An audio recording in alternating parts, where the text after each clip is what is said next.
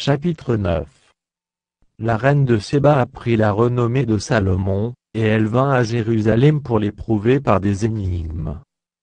Elle avait une suite fort nombreuse, et des chameaux portant des aromates, de l'or en grande quantité et des pierres précieuses.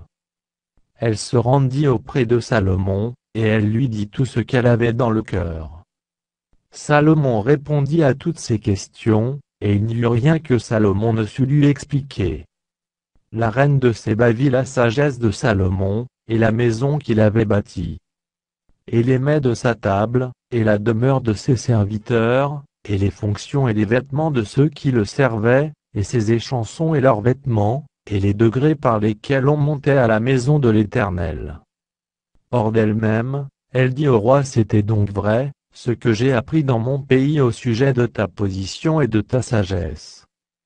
Je ne croyais pas ce qu'on en disait, avant d'être venu et d'avoir vu de mes yeux. Et voici, on ne m'a pas raconté la moitié de la grandeur de ta sagesse. Tu surpasses ce que la renommée m'a fait connaître.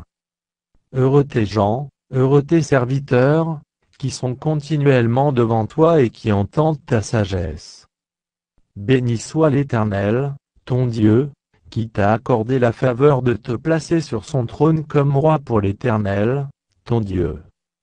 C'est parce que ton Dieu aime Israël, et veut le faire subsister à toujours, qu'il t'a établi roi sur lui pour que tu fasses droit et justice.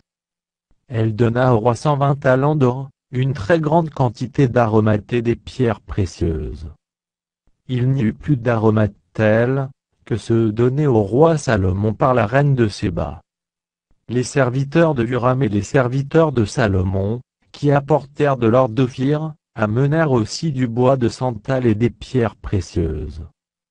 Le roi fit avec le bois de santal des escaliers pour la maison de l'Éternel et pour la maison du roi, et des harpes et des luttes pour les chantres.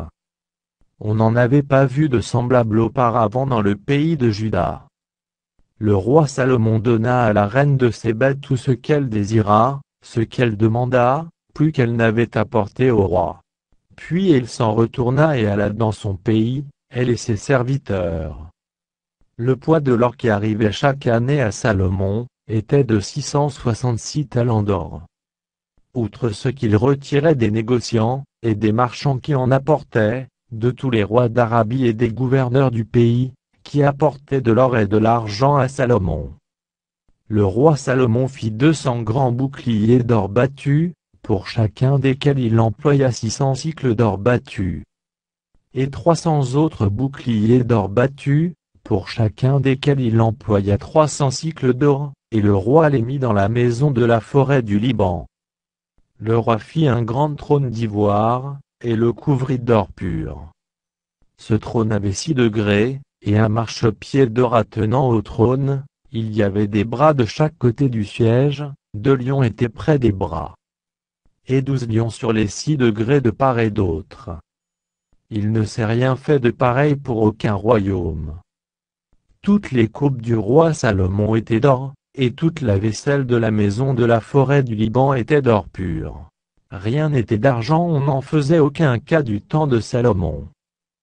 Car le roi avait des navires de Tarsis naviguant avec les serviteurs de Huram, et tous les 3 ans arrivaient les navires de Tarsis, apportant de l'or et de l'argent, de l'ivoire, des singes et des paons. Le roi Salomon fut plus grand que tous les rois de la terre par les richesses et par la sagesse.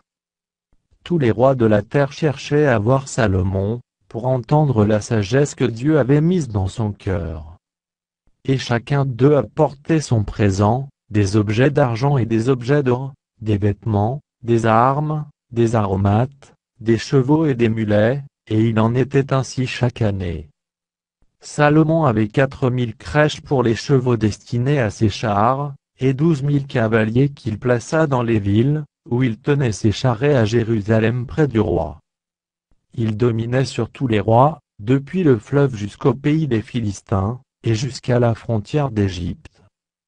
Le roi rendit l'argent aussi commun à Jérusalem que les pierres, et les cèdres aussi nombreux que les sycomores qui croissent dans la plaine. C'était de l'Égypte et de tous les pays que l'on tirait des chevaux pour Salomon.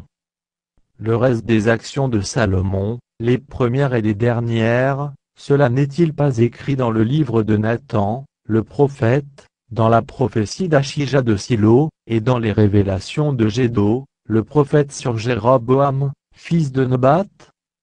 Salomon régna 40 ans à Jérusalem sur tout Israël. Puis Salomon se coucha avec ses pères, et on l'enterra dans la ville de David, son père. Et Roboam, son fils, régna à sa place.